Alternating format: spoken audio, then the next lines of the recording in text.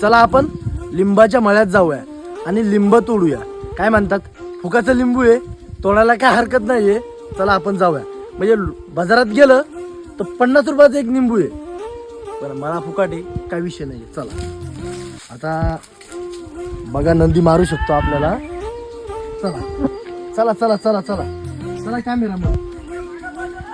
आणि काय म्हणतात, 10 रुपयाचं एक लिंबू दिलं, पण आपण लिंबू आपला मळा आहे, घरचा आहे. कोणतं तोडायचं लिंबू, मजा करत नाहीये. आपला मळा आहे, घरचा आहे, खरं सांगतोय.